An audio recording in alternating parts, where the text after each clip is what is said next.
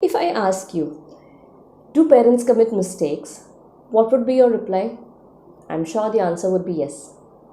Because we as parents commit mistakes although we don't intend to.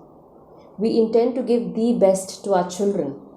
But as human beings, we are all committing mistakes. And there's nothing unnatural about it. But sometimes these mistakes can hamper the child's mental development also. So in this video, I want to share with you 7 parenting mistakes that affects child's mental health.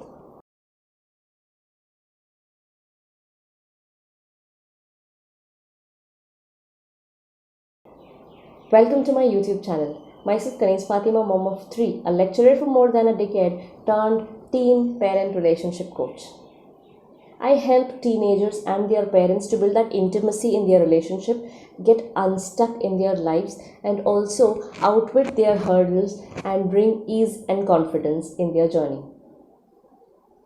If you haven't yet subscribed to my channel, do subscribe so that you get all these insightful ideas and hacks about parenting, and also press the bell icon so that you get notified whenever I upload a new video.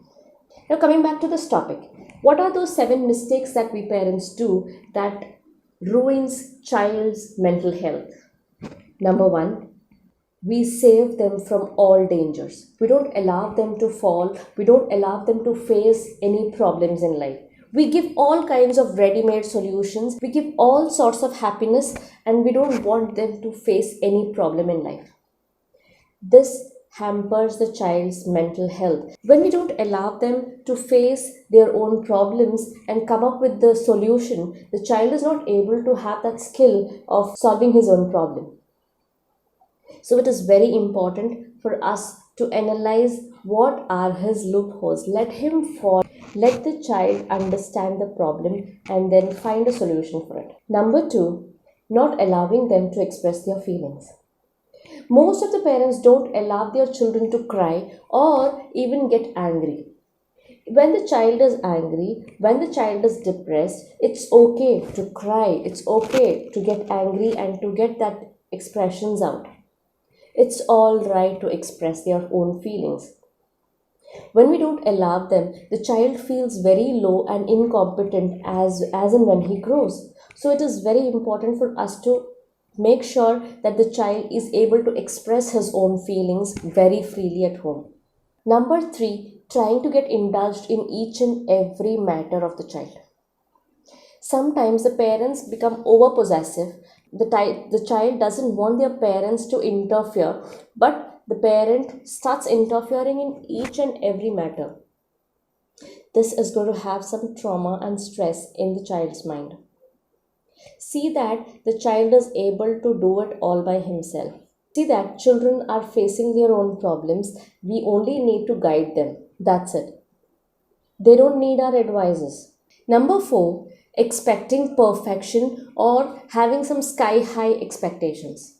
This is really causing so much of trouble in the child's mind that the child is not able to cope up with all that expectations that the parents have. Let us be mindful that we as parents also commit mistakes. We are also not perfect. Then how can we expect our children to be perfect? They are too young to understand all that. Let them learn from their mistakes. It's nothing about perfection, but it's all about learning from the mistakes. That matters a lot. Another thing that I want to tell you is that we human beings, none of us are perfect. Perfection is all belonging to Almighty. He alone is perfect in His attributes. So let us remember this. We human beings all commit mistakes until our death.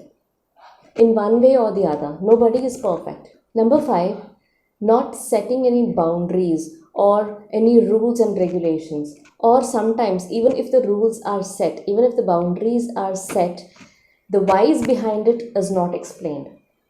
If that is the case, the child is not able to understand why such boundaries are there, why such frameworks, why such rules and regulations are there at home, then the child feels stressed.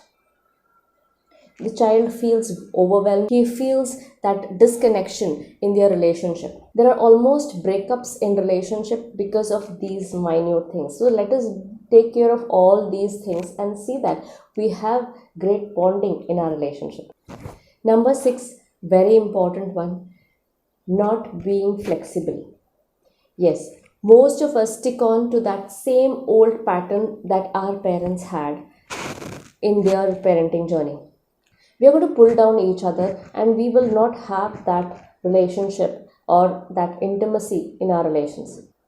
So we have to be always flexible and try to have that approach to change our behavior, change our pattern, even our thought process to meet the needs of the present generation. Number 7, which is very, very important, take care of yourself. Parents who do not take care of their own self, maybe the right time to sleep, or maybe the rest, maybe the me time or reading time, if these things are not available, it reflects in your parenting journey. You show that behavior with your children, and then automatically the child's behavior is also hampered. So let us take care of all these 7 parenting mistakes and see to it that we try to correct ourselves, and do share this video with your families and friends so that they also get benefited from these tips that I have shared.